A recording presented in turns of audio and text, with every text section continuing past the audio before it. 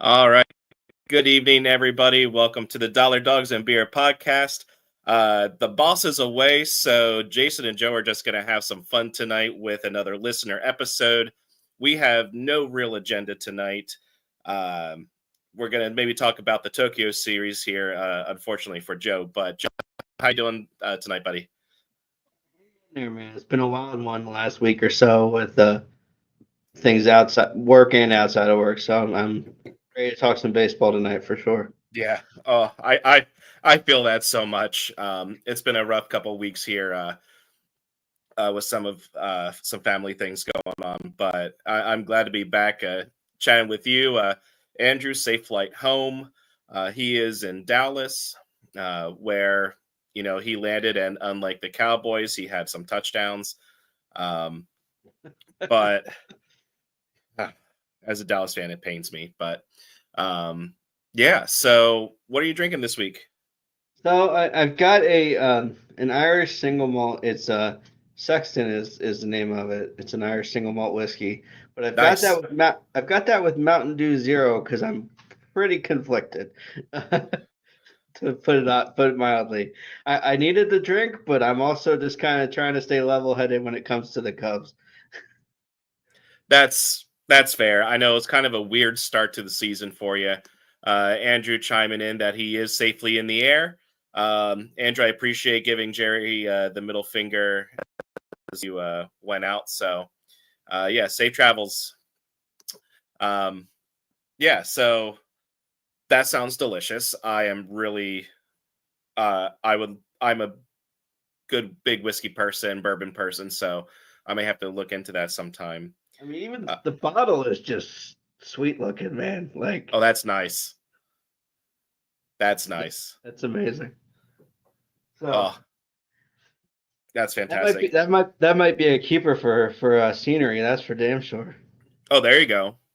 Oh, absolutely. So I know I brought this up a while ago, but I was waiting for Cheerwine Holiday Ale to come to make its way up from North Carolina from some friends down there.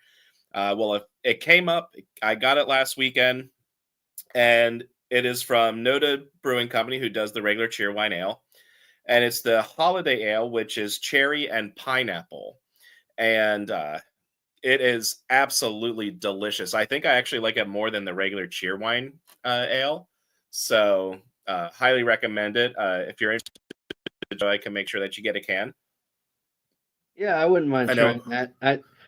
The OG Cheer Wine Ale was good, but it was like, it was good, but like felt like there was this, something missing. So this might be the something that's missing. yeah, and each year Cheerwine comes out with a holiday punch, which is basically their Cheerwine with some pineapple in it, and they just brewed it this year for the ale, and yeah, it's delicious. Yeah, I like it more than the regular Cheerwine ale. So I'll make sure you get a can. I know Andrew definitely wants a can. Um, but yeah, so tonight um, is going to be kind of one of those listener guided episodes where we post a couple questions on our Facebook page, things like that. And why don't we start though, Joe? If you want to take us through the Tokyo series. Yeah, sure, why not? I mean, look, do I think these one-off series are awesome? Yeah, they're kind of fun to watch. A lot more fun to watch the highlights than to try to get up early and actually watch the game. But I did, you know, take one for the team this last week. So I did get up and make sure I was ready for first pitch and all that good stuff. It's exciting to have a team in it and watch it. I think, it is a little weird because you're trying not to take too much away from it, but at the same time it counts, and people are like, it's one game, but it's like, yeah, if you miss the playoffs by one game, this is one of those games. So, like, you don't want to overreact because it's so early, but you also don't want to underreact when you see stuff that's a little bit alarming. So this is kind of, I think, the easiest way to sum up this series for me. You saw a lot I think in the first game they had Yamamoto and Imanaga starting on either side. And Imanaga looked fantastic for 4 innings. There's no hits, no runs. He did have 4 walks, which was uncharacteristic for him. But again, this is early spring training essentially, or late spring training essentially, when it comes to pitching. Yeah. So he only threw, I think, 59, 60 pitches. And I think he would have pitched maybe a little bit more he threw 69 pitches. He may have gone, one more inning or part of an inning, if that. Yeah. But they just didn't want to go any further. I mean, Yamamoto looked amazing. I'm thoroughly impressed by him. I didn't think I would be, strictly from a Dodger standpoint, but he only gave up 3 hits. The Cubs only had 3 hits on the day and 1 run in the second inning with 2 outs in the second inning, and the Cubs didn't have a single hit the rest of the game. So I mean, just absolutely wild to watch, from that standpoint. I mean, your Cubs hitters, the only one who Ian Happ had a hit and a walk, and Dansby had a double, I think, and Amaya had a double, and that's it. Like it's just without not that I necessarily missed Belly because he was a bit streaky, but without that solid component, without Nico in the lineup, it's really hard to judge what you have. I mean, John Birdie is a valuable piece, and we got to see some of that with a couple of steals and being the only base runner late in the game, really, which was bizarre to me. And the thing to keep in mind too is that the Dodgers had 4 runs in this game on 7 hits, and they didn't have Mookie or Freddie in the lineup for either game. Like, absolutely wild to me. I mean, it was the thing I will say is, like, getting away from the game for a second, like the absolute, and I get he's a hometown kid. I get it. I get all of the reasons to like Shohei Ohtani. I get it. But there were 3, like they opened the broadcast with it. They took a break. They did another quick segment on him. They went to break, and then coming into the first inning, they were, because he was leading off the game. It's like, all right, we know. Like, yeah. First off, you've got a really good Japanese guy pitching to him in Shota, and you've got Yamamoto, who, I think he got his flowers too a lot during this game, the first game, but like the absolute love fest. And again, I expect it because it's the Dodgers, because it's in Japan. Like, I get all of the reasons why it's important or it's part of the story, but I mean, It was just like, come on, guys. Like, can we, like, he grounds out, I think, and the announcers are like shocked that he only got a ground out. And it's like, can you just say that Shota made a good pitch and he didn't have a good at bat? Can we just do that? Yeah. Like, I don't understand. Like, again, like I said, I understand given the context of the series and all that stuff. I get it, but can we kind of just back off crowning this guy the MVP again already when only 2 games have happened? Like, to me, that was a little crazy. Yeah, and I mean, I think they were over there and they're playing the Cubs so that you had Shota pitching against Shohei. They had all these Japanese players, but they didn't focus on all the Japanese players. It was very Dodger heavy.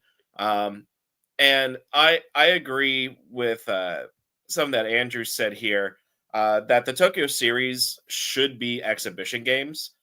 I agree completely. I like the idea of the games. I think it's good to grow the game of baseball by having international series, but something like this that's that far in advance of the regular season, something that's supposed to be a showcase, don't have it count for the regular season. Just have it be an exhibition series. And the fact too then is it's 2 home games for the Cubs, so there's 2 less games that will be played in Wrigley this year. I mean, don't get me wrong. I don't mind cheating Ricketts and Hoyer out of money, but this is That's fair. kind of stupid to Yeah. cost when the broadcast is going to be Dodger heavy, when Shohei is the star. The fact that this isn't 2 Dodger home games or a split makes no sense to me. Yeah. Like zero. I just don't understand at all. No, I don't either. If you're gonna make it count, do it similarly to the London series. You know, have the team split a home and home. Um, I but I do think that they should just be exhibition games to begin with. So Yeah, and it's just kind of, I mean, because correct me if I'm wrong, but the Dodgers were in this series last year, so this is really a Dodgers showcase. yeah, So let's not pretend this is growing the game. This is a Dodgers showcase against another team, and the broadcast is going to reflect that, and just the overall attitude of the whole production is going to reflect that. So if we're going to do that, then carry this on Sportsnet LA with a simulcast on Fox or ESPN, and call it hmm a Dodger showcase and be done with it. Because you know, I almost wish that I could have put the radio on for this one. sure.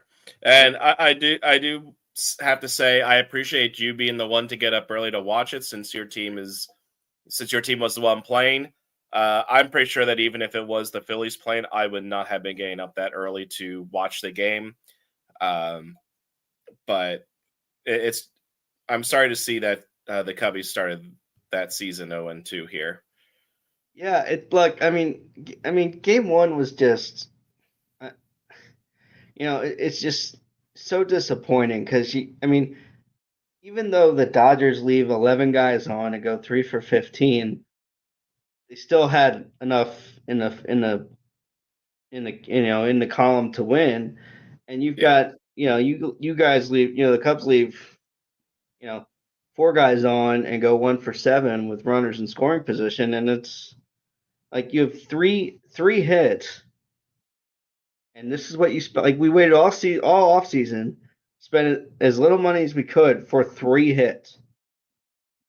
Right. I don't get it. As a No. fan of the team, I just don't understand it. Yeah. And that's game one. I don't know. I mean, to me, game two was less fangirly to start the game.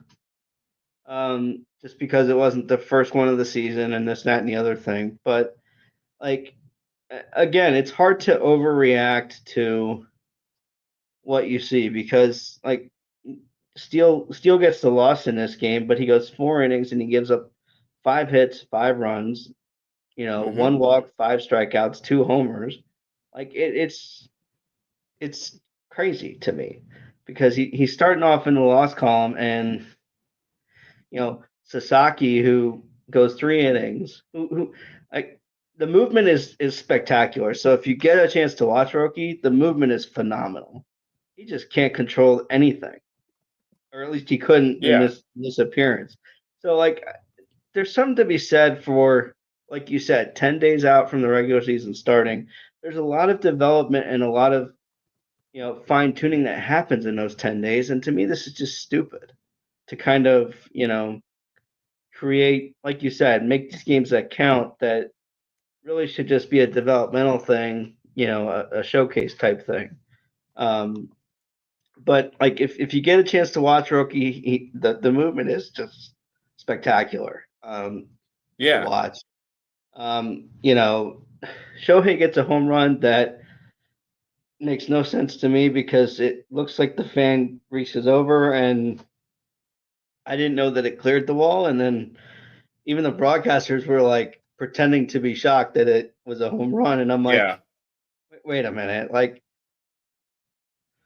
even if Matt Shaw does that, I'm gonna be like, wait a minute, I don't think that's a homer. Like, to me, that just seemed a little too storybook to make him be the one who gets the first homer of the year, and it's this big to do, and I'm just like, good grief.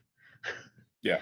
And the other thing I'll say for the series as a whole is I think particularly game two was a poster child story for the ABS system, and I don't understand why we only did it in spring training Hmm. and aren't going to use it in the regular season. This thing is ready now. We know it's ready now. Everybody in the minors knows this is ready now. The players are used to it by Yeah. now. Like, this is stupid to me. There's a pitch that is clearly a strike that is called a ball to Kike Hernandez, and two pitches later he hits a bomb instead of being struck out at no that those two pitches earlier. So like Yeah. it's clearly necessary because that homer's a killer. It may be Yeah. one run, maybe two runs, but that homer's a killer, and it shouldn't even be on the board. Yeah. And I know the minor leagues have been using this ABS challenge system for a few years now. Um, so it should be up now. I know it's not going to help right now. I'm glad that it potentially should at least come in uh, next season. And it looks like it does a good job, which I know I've been saying it for a while that it's a good system. Having seen it over the last couple years at minor league baseball, um, yeah, it's overdue. Umpires are affecting games. The human element, I understand the argument, but the human element, there has to be a line that gets drawn for this. Um, Yeah, I mean, can I understand being, a ball width off and calling it a strike? Yeah, I could. Could I yeah, understand it being a ball width off the zone and you calling it a ball? Yeah, that's fine. But to be a ball and a half out of the zone and or you know, in a situation where it should have been called a strike and wasn't, like that just makes no sense to me. yeah. Mm. Yeah, I get that. Johnny listening in tonight saying evening guys, and he gave a shout out to Andrew here. Johnny, thanks for joining us and thanks for listening in. It's a fan-led episode tonight, so we're currently talking the Tokyo series, but if you have any questions or topics you want Joe and I to talk about, feel free to comment, let us know, and we'll talk about it. Um, Joe, anything else for the Tokyo series? Well, I think I would say, as a Cub fan trying to see some of the silver lining here, I think other than the fact that he got hit around pretty good, and got put in some difficult spots, I thought Ben Brown did pretty good and kind of his curveball looks really good, and I think that's the reason for Jordan Wicks being sent down. I think Ben Brown will be the five starter starting the year, which is nice that he's going to get that opportunity against Oakland, or whatever they are now. Uh, to get to lead off the season this year with a team like Oakland and not have that much pressure on yourself, I think is a good thing for him.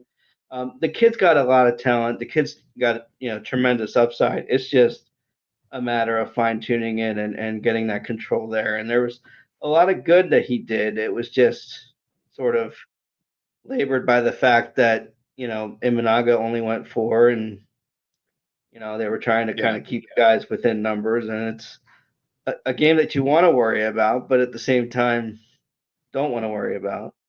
yeah, Um, I think clearly, um, Kyle Tucker's gotten off to a slow start as a Cub fan. That's not really exciting. But hopefully, um, spring training is an afterthought in about a month, and he starts creaming the ball, and I yeah, don't have to worry about it anymore. But it just seems to me like if I'm a Cub fan, I have a lot more questions than answers, and I know it's only two games, and I know it's 10 days before the rest of the league starts. But as a Cub fan, I'm concerned, at least a yeah. little. I can understand the concern. I think they just need to get back home, get back to the States. Um, Kyle Tucker, I think he'll be fine once you get him to the friendly confines. Um, but yeah, and the Athletics are actually they have no city affiliation. They're literally just the Athletics. Um, while they're playing in, I believe it's Sacramento. Yeah. But still, like their team abbreviation, you know how it's like CHC for the Cubs, PHI for the Phils. It is ATH for athletics. So, hopefully once the season truly starts this week, the Cubs will bounce back. So with the fan episode tonight, we do have one question here from Karen. And it is, in light of the recent Titas hats and the Oyster Catchers logo, what are your favorite baseball promo or marketing oops? And I asked her to clarify, it's like, do you mean just like goofs, or can it be like weird promotions or promotions that were just not thought out?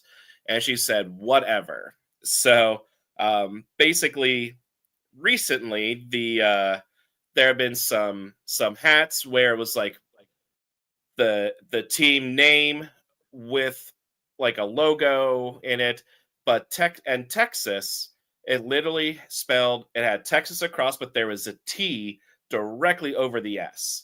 So naturally people had fun with that.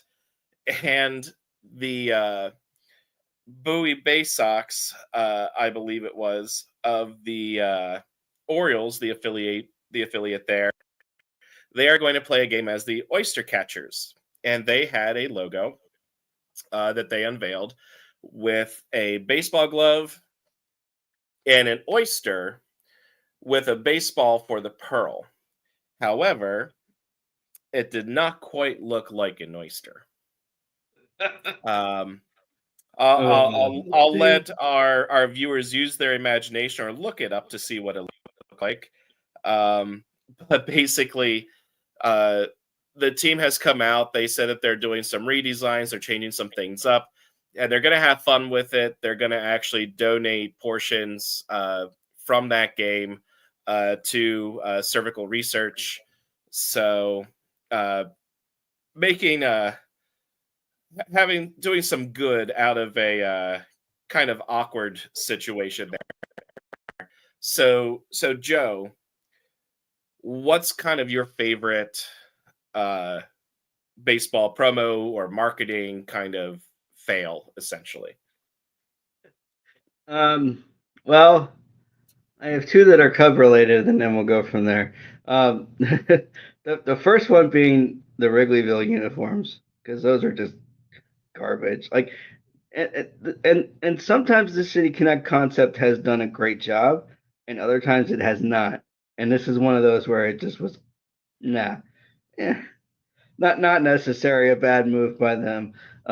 Really felt like they could have done a little bit more design work on that. So from a promo standpoint, because they're selling the stuff, yeah, I'm never buying that. I'm just gonna say it. I think the other one Cub related is this whole Jed Hoyer phrase of intelligent spending, because a lot of people buy into it, but I sure as hell don't. So there's my two Cubs marketing or fails basically. So there were a few that came to my mind, and I also tried looking some up just for fun. One that I reached out to, and somebody came up with the Tampa Bay Rays this year. They are coming out with a souvenir plastic Rays cup filled with deli meat as one of their concessions.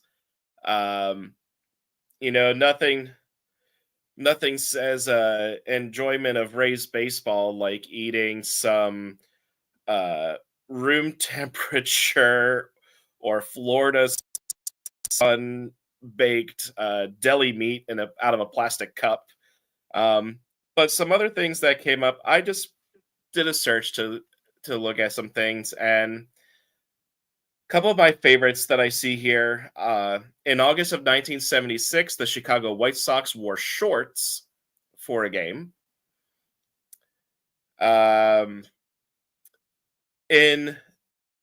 1942, the New York baseball giants at the Polo Grounds hosted Scrap Metal Day, which was basically for any kid who came to the ballpark and brought scrap metal to help aid the war effort for World War II would be given a free ticket to the game.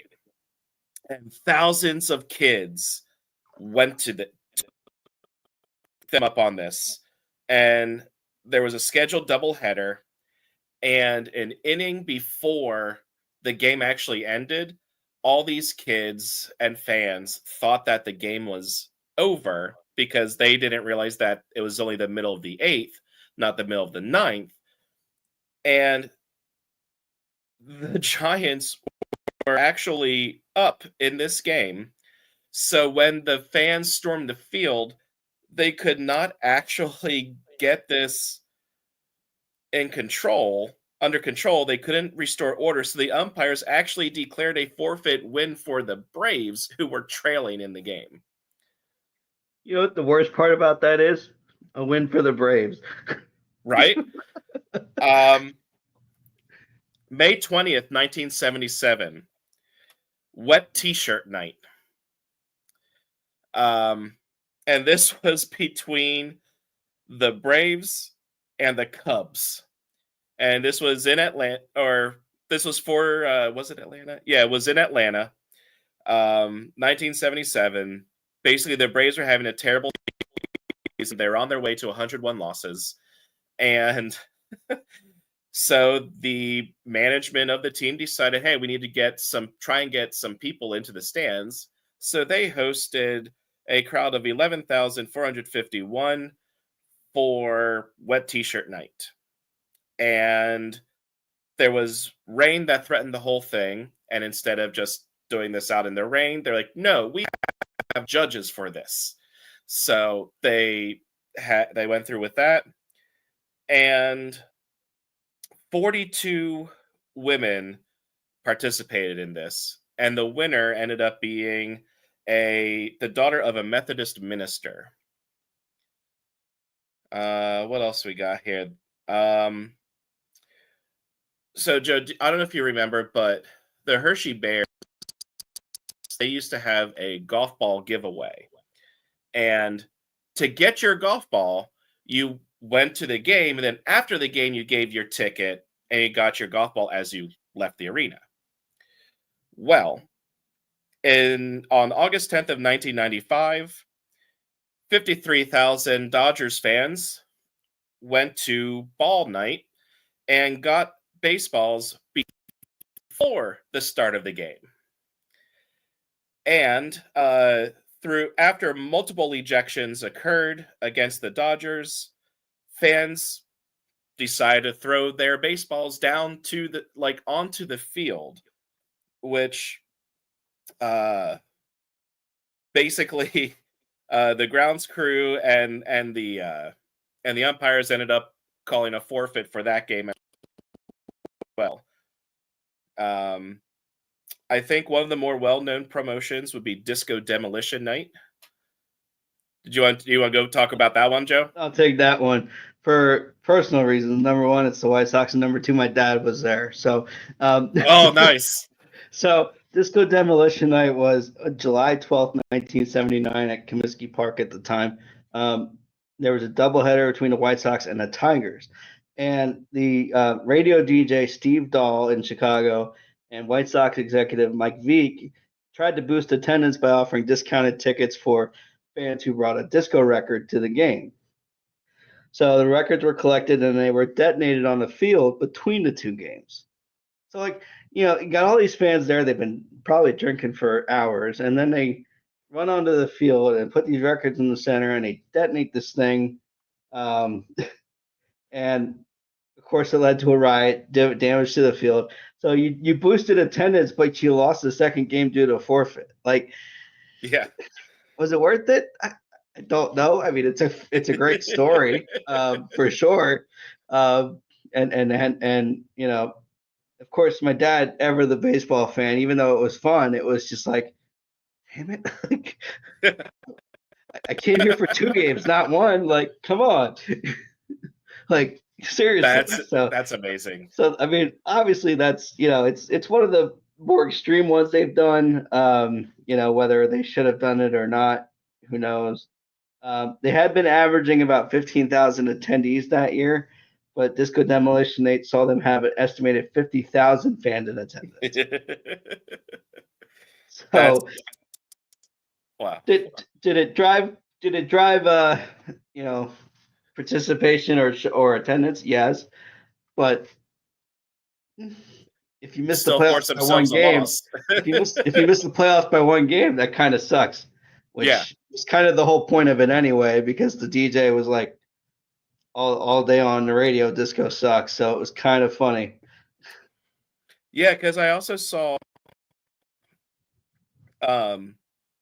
basically the station that the DJ and the rock station, it was 97.9. So the tickets were also 98 cents. I am amazed at your dad being there for that. 39 people ended up being arrested. He was not one of them, I can tell you that. at least as far as I know. I can't imagine what it would be like to be at a place like that. There's another one here. 10-cent beer night, because that's a smart idea. 10-cent beer night, June 4th, 1974, Cleveland. The Indians were facing the Texas Rangers, and 25,000 fans, which was double the season average at Cleveland Stadium for that season, partaking in beer that only cost 10 cents. And throughout the game, fans were interrupting the game, like streaking onto the field, throwing objects towards players. And basically, the Indians came back and tied the game with a bottom of the ninth inning rally, put the winning run on second base. But at one point, Rangers outfielder Jeff Burrows had his cap swiped by an on-rushing fan and tripped in pursuit of him. Basically, he ordered his team out of the dugout. The Texas Rangers came out of the dugout with bats in hand to kind of defend themselves from the fans that were rushing the field. And basically, it caused the Indians to come out to the field and try and protect the Rangers players. Like, it was just absolutely insane. But because it was a 5-5 game, the game ended up being declared a forfeit with the game tied at 5-5. Only 9 fans were arrested. But I don't think we've had this kind of beer like that ever again. So, and then, before I go and I just take them all, did you have any others that you thought of? Well, there's one I just found. The Charleston River Dogs, a single A affiliate of the Tampa Bay Rays, wanted to set a record no one could break, so they decided on Nobody Night, a night where they padlocked the gates and not a single fan got into the stadium until the game was official, setting a record for the lowest attendance ever at 0. What? Fans were instead directed to a party tent with discounted beer and food. It's a bold strategy, Cotton. Yeah. Here's another one. It was Awful Night. The Altoona Curve, AA of the Pirates, hosted Awful Night. The promotion's aim was to give the customer a bad experience. Which, being a part of the pirate organization, isn't hard to do. But the first 1,000 fans got a picture of the general manager's gallbladder. Really? Like, one fan was awarded the general manager's actual gallbladder. I got nothing. How is this? How could this be a thing? I don't know. We do have a quick question, a quick thing here from Matt Mal about if don't know if we've already beaten the topic to death or not, but any devil's advocate takes on why the ABS system is not a no-brainer to adopt for the regular/postseason. Matt, we did talk about this a little bit earlier after going over the Tokyo series. Joe and I are 100% in favor of this. So I don't know that you'll be getting any devil's advocate insight from us other than the idea of we understand that there is a level of human error that goes into the sport of baseball. I mean, I could, the only argument I could see for it, I guess, or one of the arguments I could see against it, I guess, obviously, Manfred is a big fan of speeding up the game. So, I mean, would it slow down the game slightly? Maybe. I don't think it's a significant impact, but that's the one argument he would make. I think the other argument he would probably make is that some of the human element stuff, but I also think just in general, trying not to, after making a lot of radical changes, I feel like he doesn't want to go any further. Yeah. Like I feel like he's kind of like, well, my tenure's almost over, so why stir the pot more than I already have? Why change something I don't have to? Let someone else be the fall guy if it doesn't work. Those are the only real self-preservation is the only arguments I can see for why MLB wouldn't do it. I mean, do I think that every umpire is awful? No, I don't. But there are plenty of them where they shouldn't be behind home plate at least. I think there's a lot of those that we could argue for. And I think if you had more accountability on the umpire side, I think there'd be less call for this kind of stuff. Like, I agree. I think if MLB wants to sort of calm the waters on this, just hold the umpires accountable. This isn't very hard. I mean, scorecards. You see the scorecard the next day, and you're like, I saw that one. I didn't see that one, but I could see that. Like, the data is there. It's a data-driven sport now. It's not I mean, there are some things that you can't measure, and those things matter. Let's be clear. Those things still do matter. But it's a data-driven sport now. Mm-hmm. The data's there. Like, I think the only thing that would be keeping them from really, truly holding umpires accountable would be the union. And I get that, I guess, but it just seems to me as if, if we're going to hold, certain players accountable to stuff, like, it seems to me as if they're trying to toe this line that just isn't there. And the management of the league, the officials of the league are not held to the same standard that some of the players are.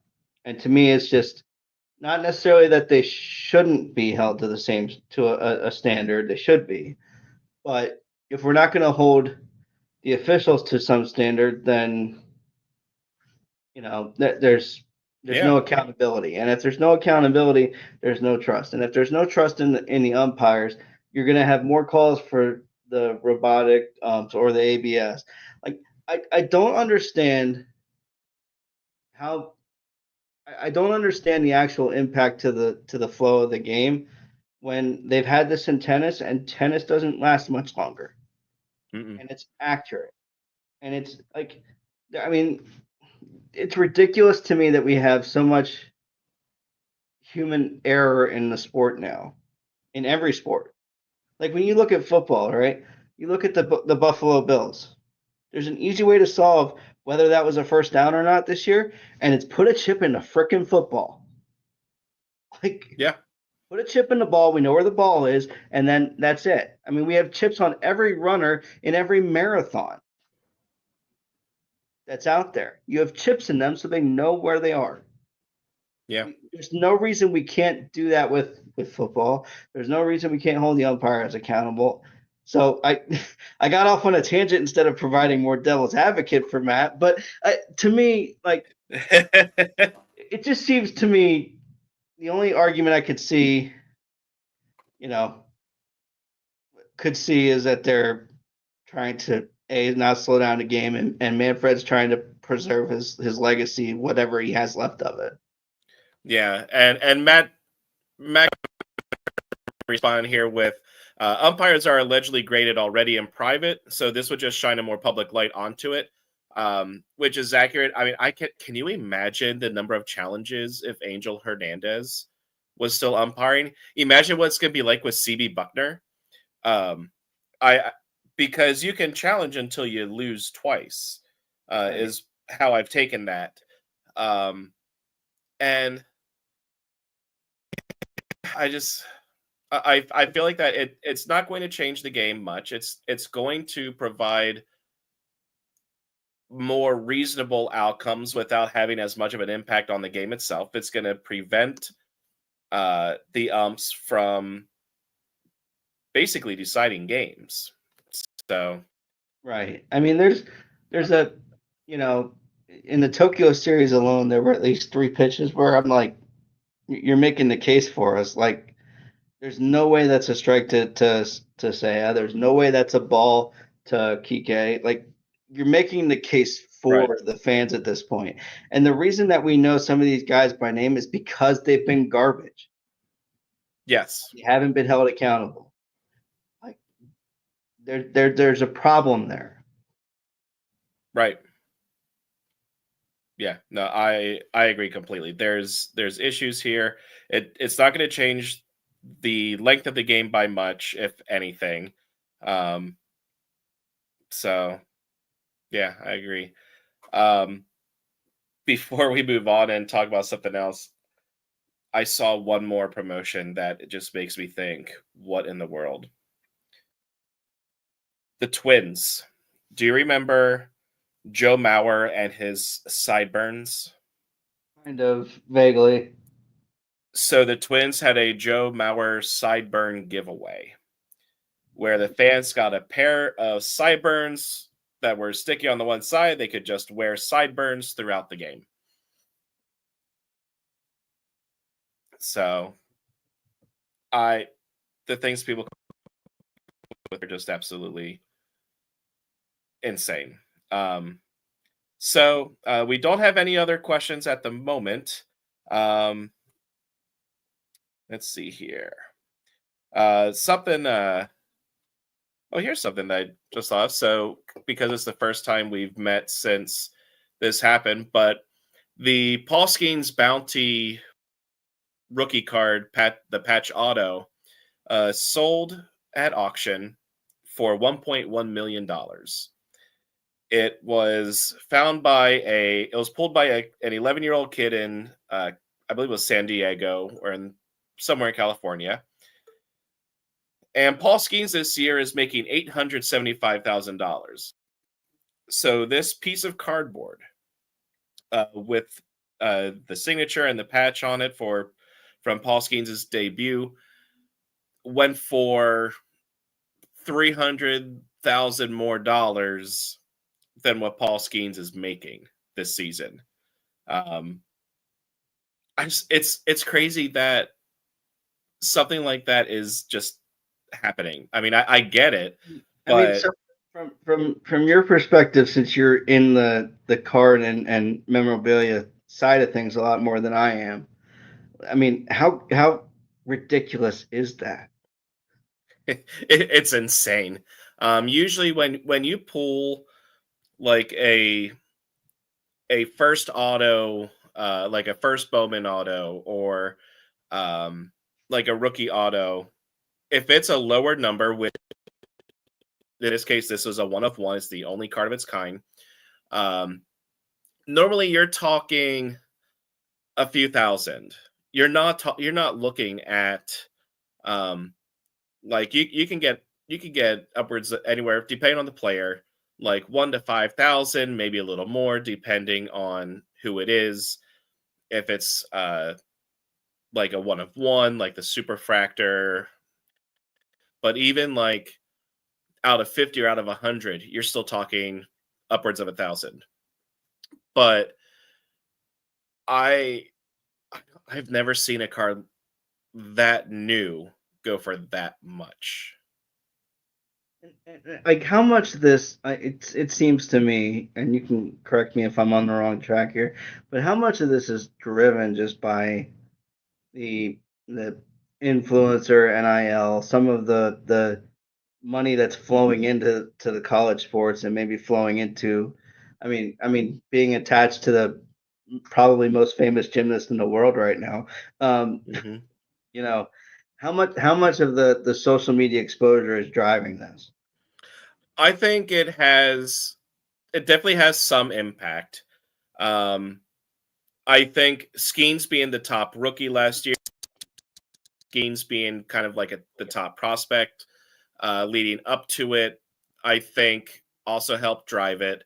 Because and I'm thinking back to a couple years ago, like Jackson Holiday's cards are going for a good sum, not 1.1 million, but a good sum.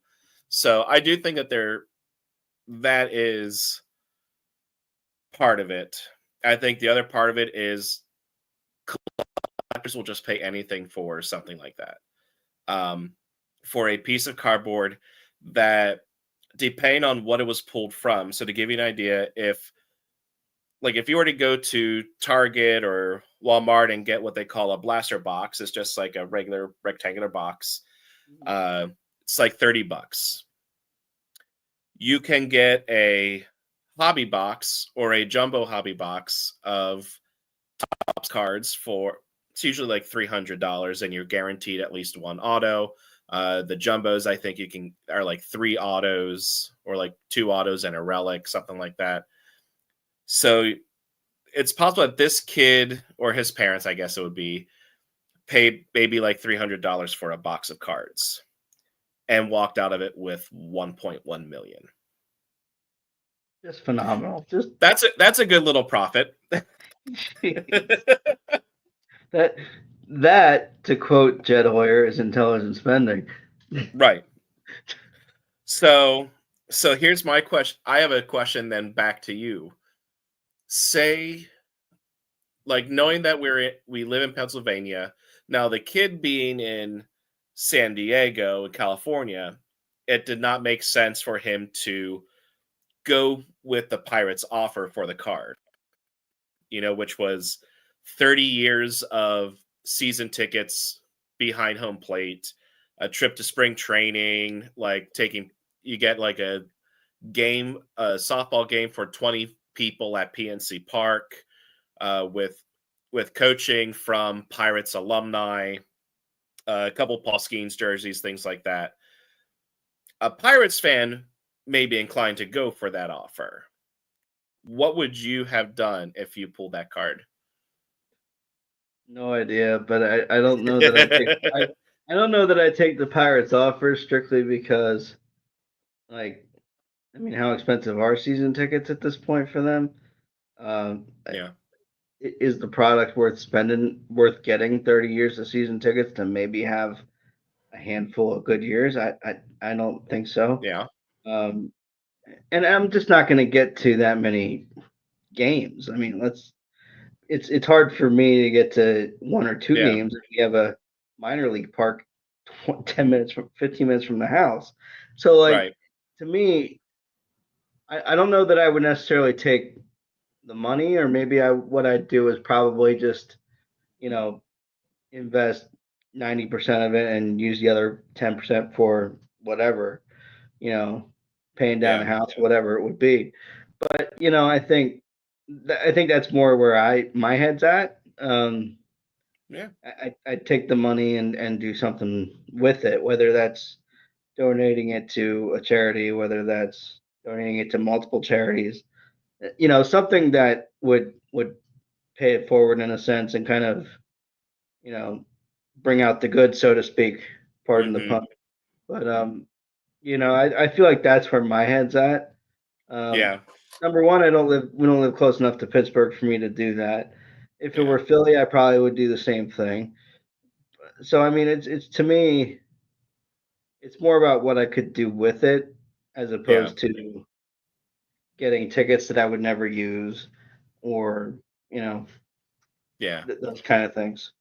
I think where you hit it right is one, like, not Pirates fans, and we don't live out in that area, so the deal that the Pirates are offering doesn't really make sense for either of us.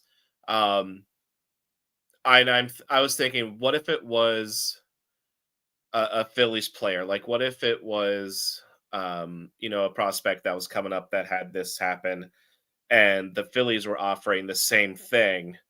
I would be hard pressed to take that deal just because, as a Phillies fan, 30 years of season tickets behind home plate, I'd be okay with that.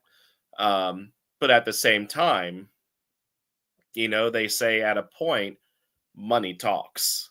And $1.1 million would be talking pretty loudly. So yeah, and I think it would have to depend on just how huge of a fan I was. I mean, if I'm living if it was a Cubs player and the Cubs were offering something like that, what would you do? And I'm living in the Chicago area. Sure. I'd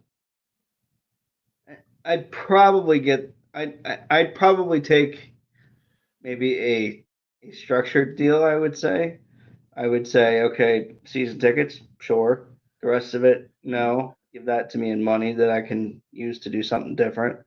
And kind of, I mean, would I love going to as many games at Wrigley as I could? Sure. Do I need the rest of that package? Probably not. And I just as easily could, spend the money and fly to spring training. So to me, it's like, yeah, I don't necessarily need that. Would I if I lived in the Chicago area and I'm getting season tickets for 30 years? Yeah, I'd do it because it's freaking Wrigley. I mean, whether I give the tickets away or not doesn't really matter to me. But am I going to go to every game the whole year? No. But am I going to give tickets away to somebody who would never go to a game? Sure. Yeah. I think there's a tremendous good that can happen there. So I think that's sort of where my focus would be if I were in the situation, even if it's the Cubs. Yeah, I like that thought of like donating tickets, things like that. Because I mean, at some point, if you think about it, you're getting if you go to the auction and you're making $1.1 million, you can buy season tickets behind home plate for 30 years and then some. So yeah, I like that thought. We don't have any other questions at the moment. However, we do have a question that Andrew posed to us earlier. Let me pull it up here. But it was basically through his messages. So basically kind of predictions for opening weekend. The season does start for the rest of the league. Cubbies already had theirs, and the Dodgers, but the season does start. I believe it's Thursday. Thursday, yeah. So Andrew's hoping that Atlanta can split. They open a 4-game series in San Diego, followed by 3 at the Dodgers. So they start on the road against 2 really strong teams. And so while he's hoping for a split, he also wouldn't be shocked if it's like if the Braves go 3-1 or 1-3-1 or 1-3 against the Padres, because East Coast teams out west usually have a tougher time. He's just glad that they're basically getting a trip out of the way early, especially against the Dodgers, which I understand that.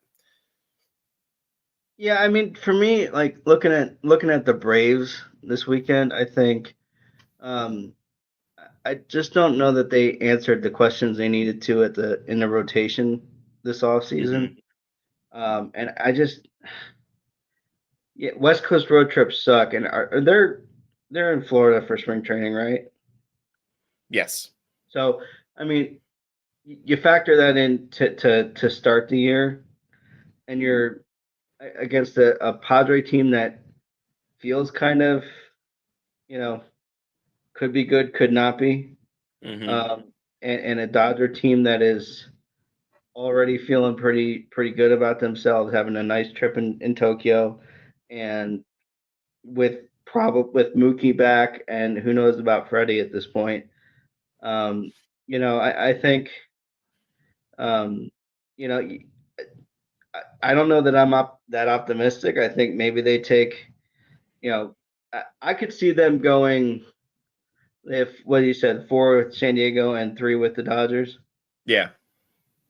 I could see them going 3-4 on the road trip pretty easily. I Yeah. think. I agree. I even as bad as 1-6, like I could see it.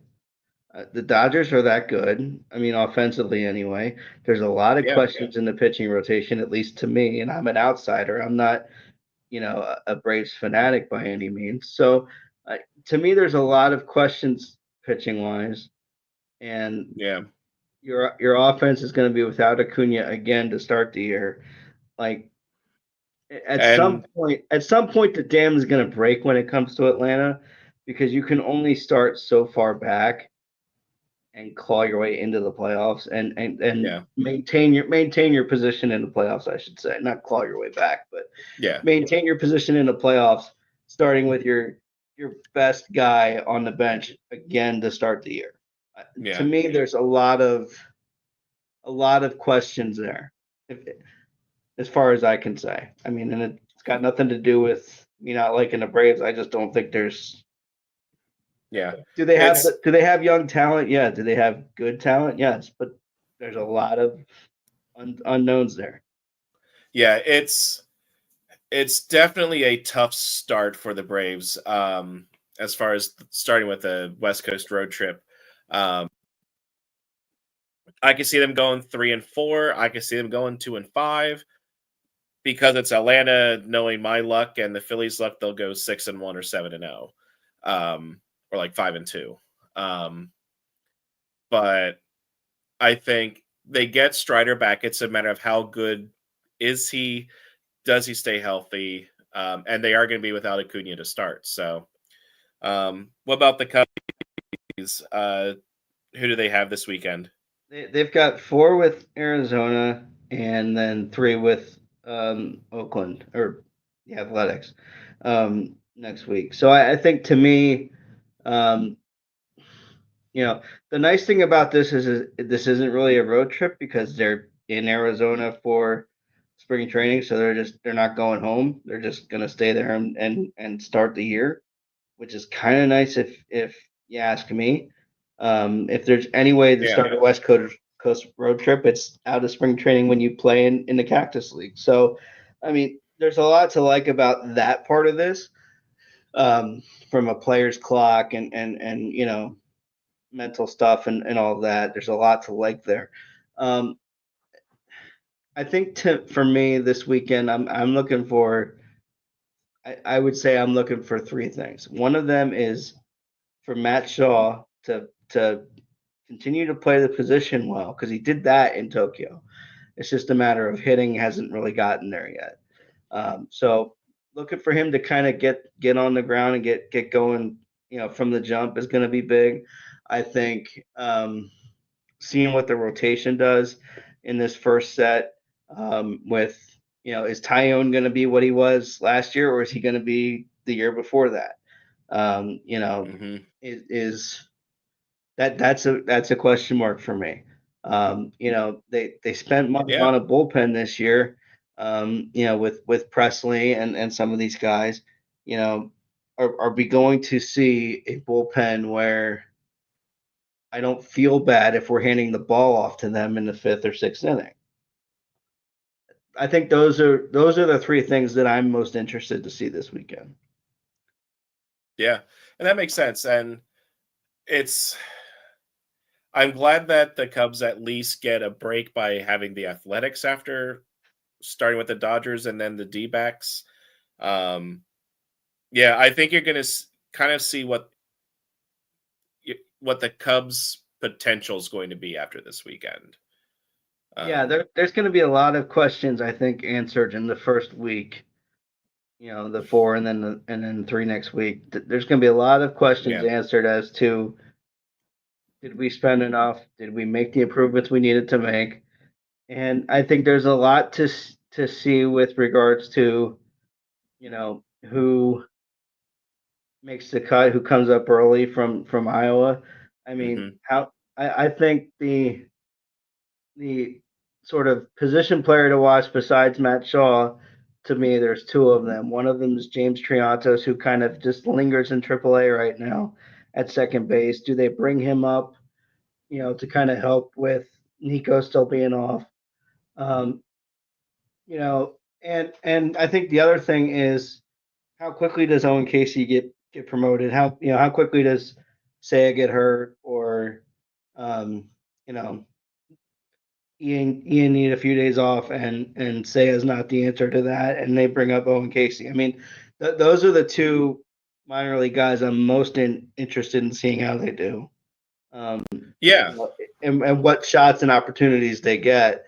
And I think I would not be surprised if this is like a phenomenal year for PCA, because he's just been lights out all over the place so far. Yeah.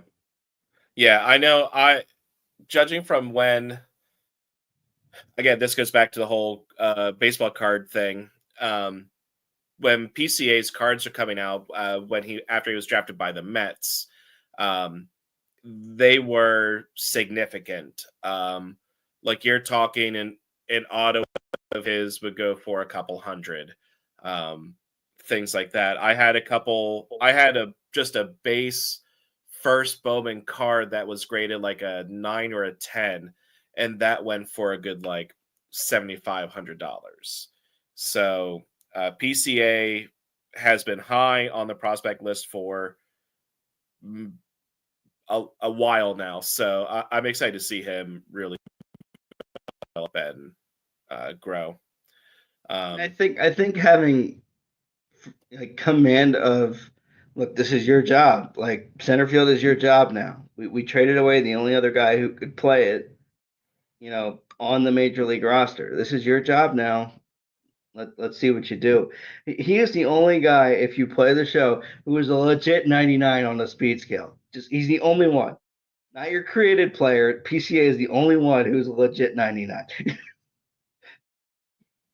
yeah, The yeah. kid is fast. The kid's gonna be nuts. Um, yeah, I think the Cubs have. I think the Cubs will have a good year. Um, I hope that if they're in the mix, that they actually buy at the deadline.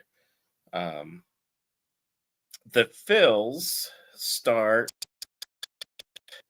on the road in DC against the Nationals, and then they come home against the Rockies, um, which that leads into a series against the Dodgers. My first game of the season with my tickets is actually uh, next Friday, the 4th, which is my dad's birthday. He's a Dodgers fan, so it actually works out really well that I got that game. Um, I hope he has a happy birthday and everything except that game. Um, but and it's going to be City Connect night. Um, so 3 in DC, 3 home against the Rockies. I'm going to say they should end up going like 4-2 at worst, which means they'll probably go 2-4 instead. But I mean, the offense should be able to hit, especially against the pitching staffs. The pitchers, you're going to have. Actually, they won't even need a fifth starter for a little while because there's a break. So Wheeler's going to start Thursday, then they're off on Friday, and then they have another day off in between the Nationals and um,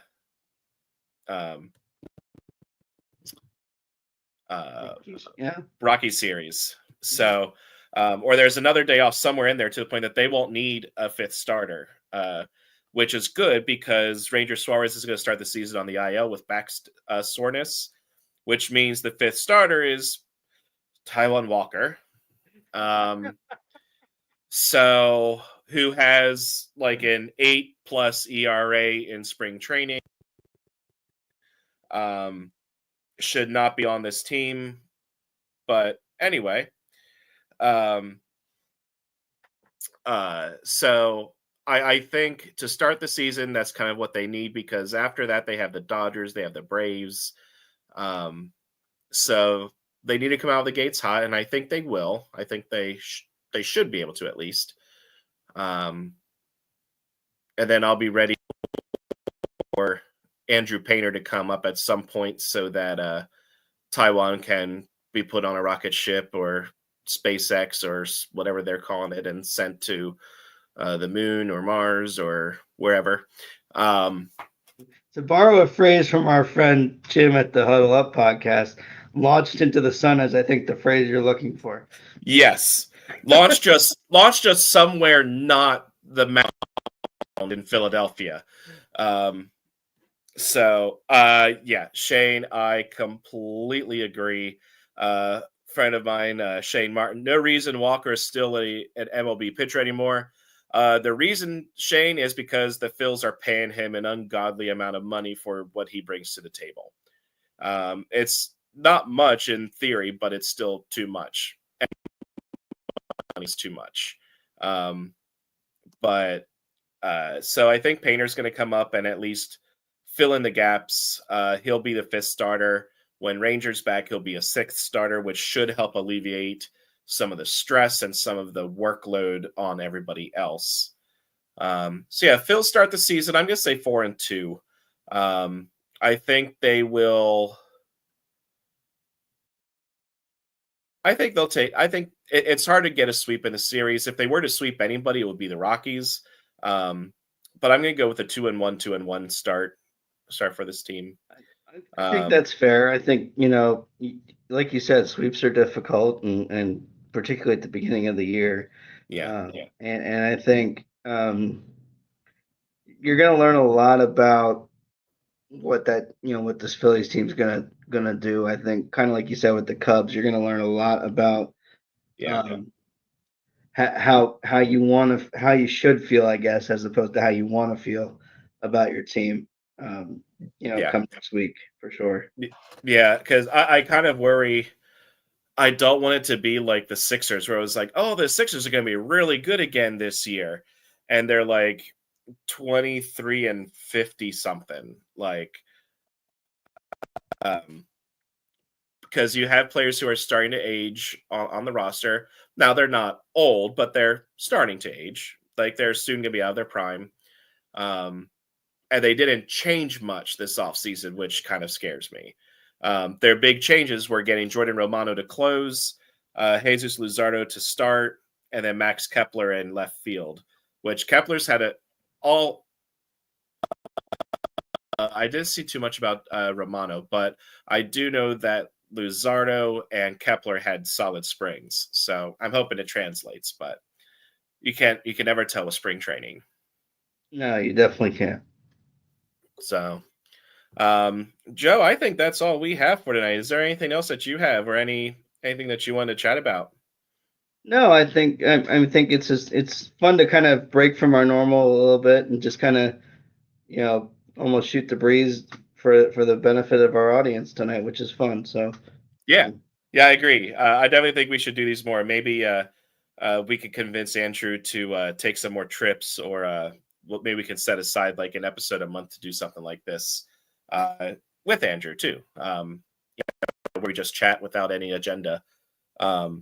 Tomorrow night, in theory, we might be having our Dollar Dogs and Beer podcast fantasy baseball draft. I was thinking it might be kind of neat if we can like live stream our draft or something.